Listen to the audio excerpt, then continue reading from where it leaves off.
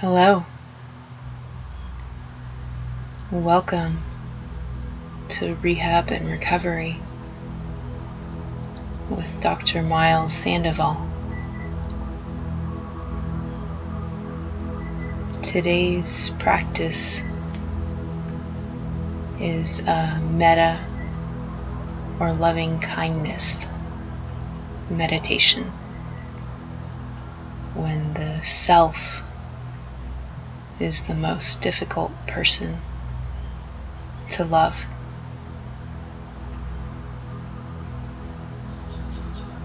If you're not familiar with the practice, Metta meditation helps us cultivate feelings of compassion, loving kindness, and understanding by reciting a series of well wishes, first to ourselves and then extending them to others, especially to those people with whom we may have difficulties. People who have hurt us in the past, people towards whom we feel anger, resentment, or even feelings of hatred. And if you're wondering why you'd want to send well wishes or love to someone who has hurt you,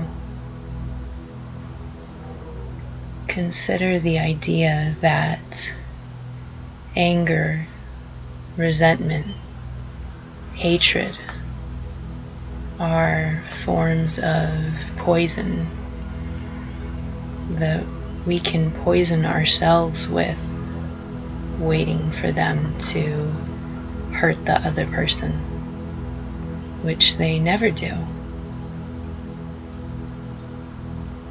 So even though Metta meditation is a largely selfless practice,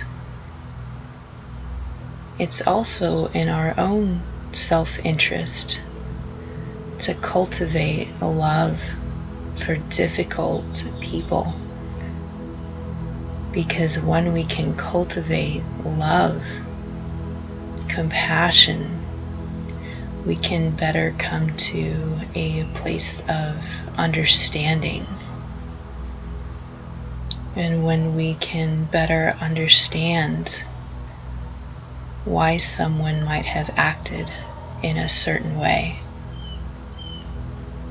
we may see that that person was acting from a deep suffering of their own. And in knowing that, our own anger, hatred begins to calm, and we find peace within ourselves. But the traditional Metta meditation makes the assumption that the self is a person who is easy to love. And if you're listening to this guided meditation, you probably know that that's not always the case. In fact, sometimes the self becomes the most difficult person to love. So deviating from the traditional practice, we'll begin today's practice by sending love to a person, an animal, a being who you find easy to love. And then we'll take that energy and extend it to our own selves, recognizing that love is like a fire that we can kindle, but once kindled, it can grow and expand very easily. And so if you haven't already, go ahead and allow yourself to settle into a position of comfort. It could be a seated position on the floor or in a chair. It could be lying down. But however you arrange yourself, make sure you feel comfortable and supported in that position. See how much you can allow your muscles to relax, your gaze to soften, maybe even allowing your eyes to close gently.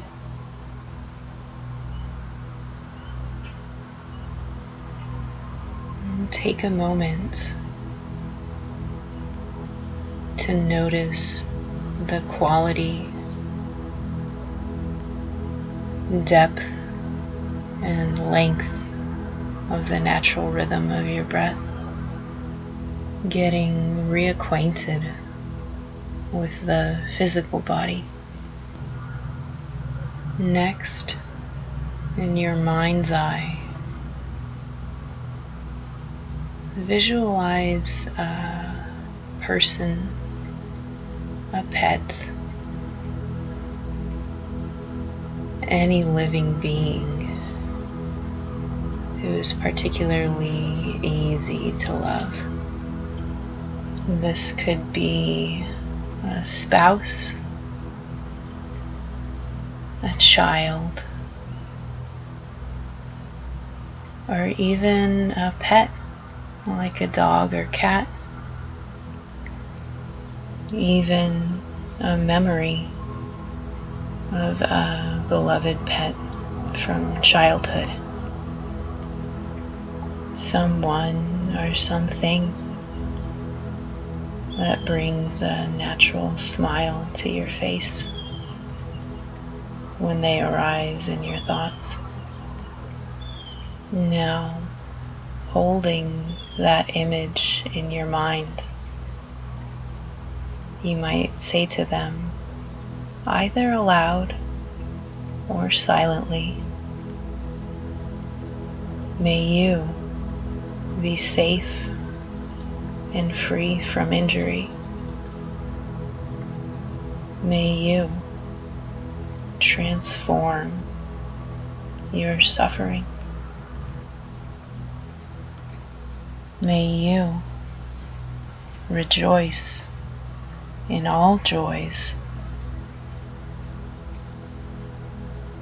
May you be at peace." And for this special pet, child, niece or nephew, these well wishes should come easily. But now that you're familiar with them, we'll recite them one more time, aloud or silently.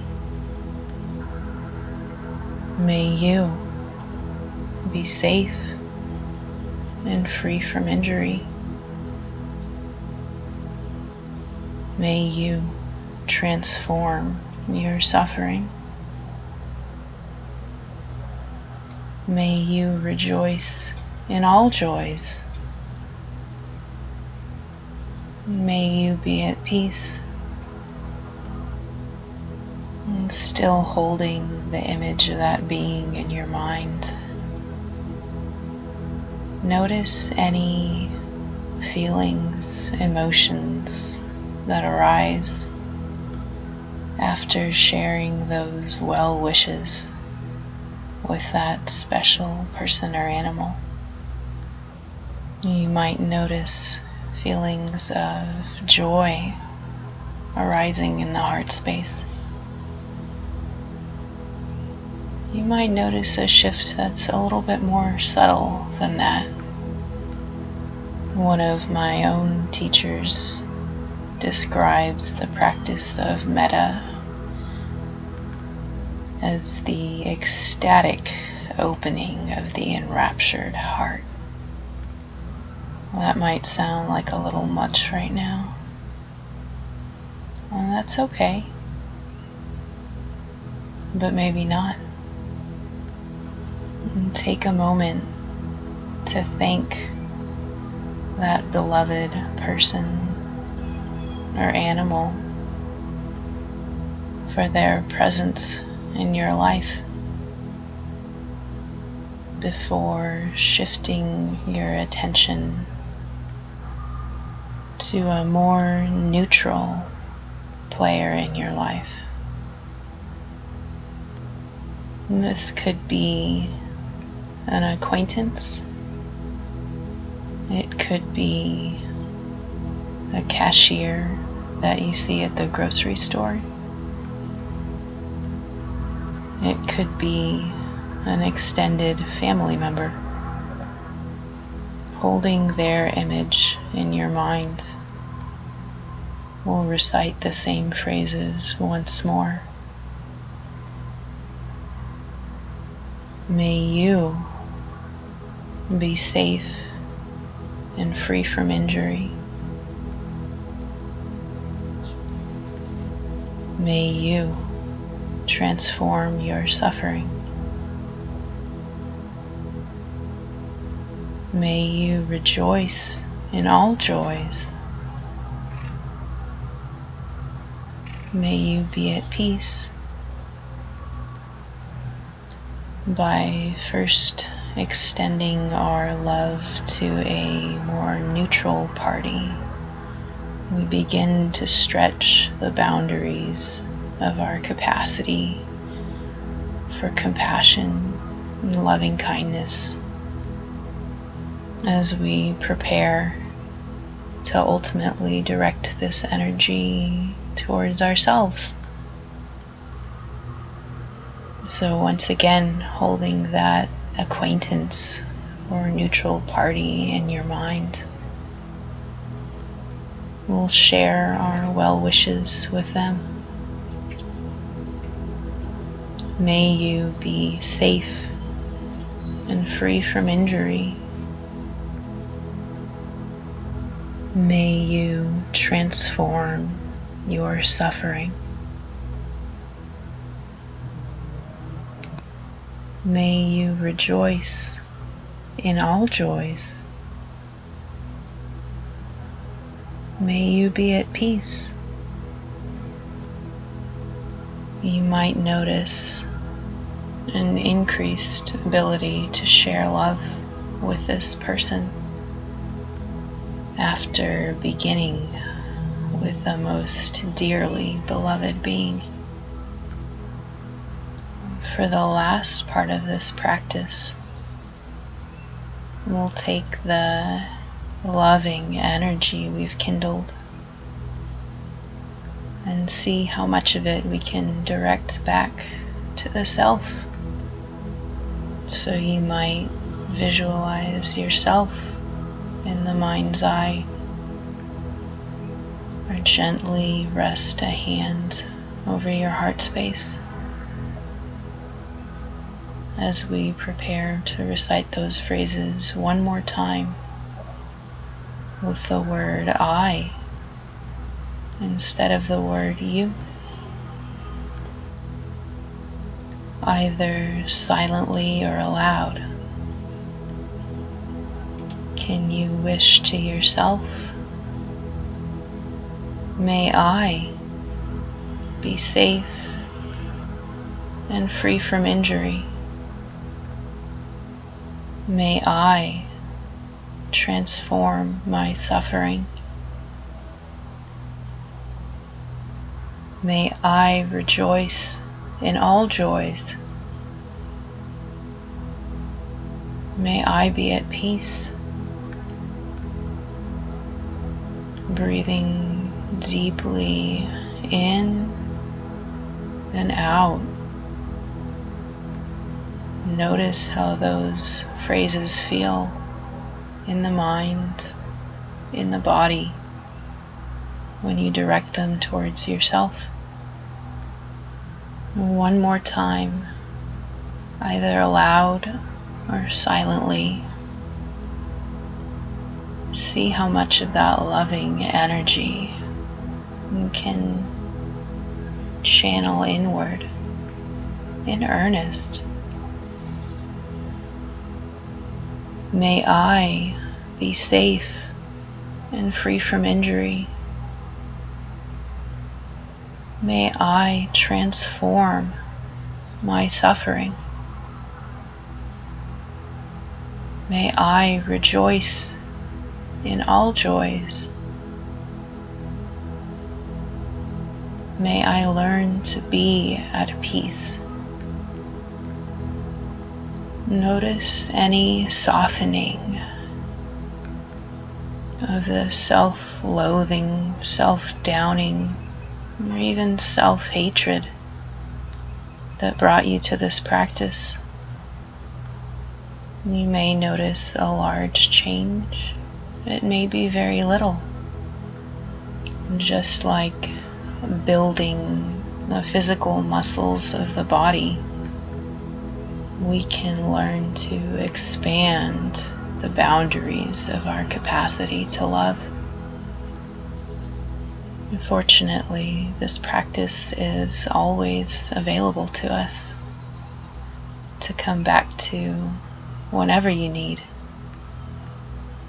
And once kindled, it becomes easier to carry that attitude of loving kindness, of compassion into our daily lives.